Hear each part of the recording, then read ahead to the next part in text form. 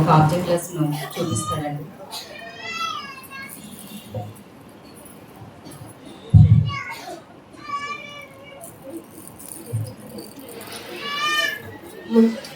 ముందుగా దేవునికి వందనాలు. సమరమిస్తున్న అందరికీ, అమ్మగారికి వందనాలు. కూడి వచ్చిన మీ అందరికీ వందనాలు. ఈరోజు మనం ఒక యాక్టివిటీ చేద్దాం. దానివల్ల దేవుని విషయాలు నేర్చుకుందాం.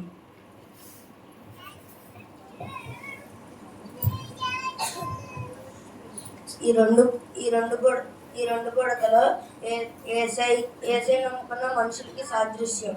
ఇప్పుడు ఈ బుడగ ఏసై నమ్ముకొని కొన్ని రోజులు భక్తి చేసి ఆగిపోయి ఇంకా చాలు, వాక్యం అన్నీ తెలిసిపోయినాయి కదా, వాక్యం తెలిసిపోయింది, ప్రార్థన తెలిసిపోయింది, ఇంకా చాలు ఈ భక్తి అని అనుకున్నాడు. ఇంకా అతని జీవితం మనం చూద్దాం.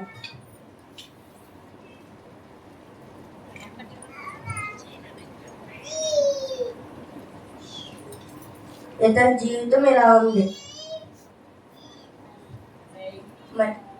ఇంకొక వ్యక్తి దేవుని స్థిరంగా నమ్మి, స్థిరంగా దేవుడికి ప్రార్థన చేసి, బైబిల్ చదివి చర్చికి వెళ్ళి ఏసైని స్థిరంగా నమ్ముకొని, ఏసైని గట్టిగా పట్టుకొని తన జీవితాంతం ఏసైని నమ్ముకొని ఉన్నాడు.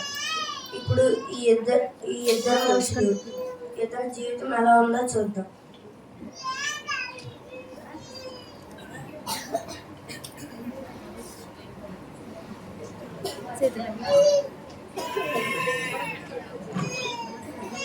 ఇతని జీవితం దేవుణ్ణి నమ్ముకొని, బైబిల్ చదివి చర్చికి వెళ్ళి ఇలా తన జీవితం ఉంది. కొన్ని రోజులకి వీళ్ళిద్దరు మరణించారు.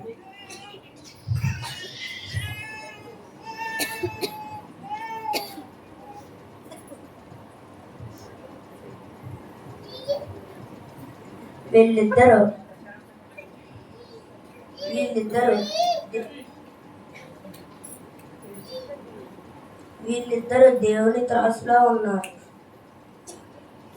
దానియేలు 5:26 మెనే టెకెమోర్ ఫార్సిన్ నిన్ను త్రోకంలో వేయగా నీవు తక్కువగా కనబడితివి. ఇప్పుడు ఈ మనిషి ఏమో దేవుని కొన్ని రోజులు భక్తి చేసి ఆపేసి దేవుని దృష్టిలో తక్కువగా కనబడుతూ ఉన్నాడు. ఈ మనిషి ఏమో జీవితాంతం ప్రార్థన చేస్తూ, బైబిల్ చదువుతూ, దేవుని దగ్గర స్థిరంగా ఉంటూ మంచి ప్రవర్తన కలిగి ఉన్నాడు. నమ్మకంగా జీవించాడు.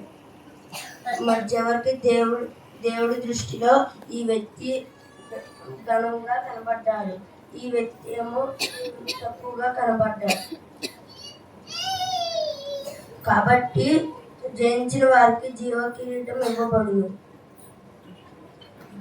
మనం కూడా దేవునికి బైబిల్ చదువుతూ, ప్రార్థన చేస్తూ, చర్చికి వెళ్ళి స్థిరంగా దేవుణ్ణి బలంగా పట్టుకొని ఉంటూ ఈ వ్యక్తిలాగా ఉందాం.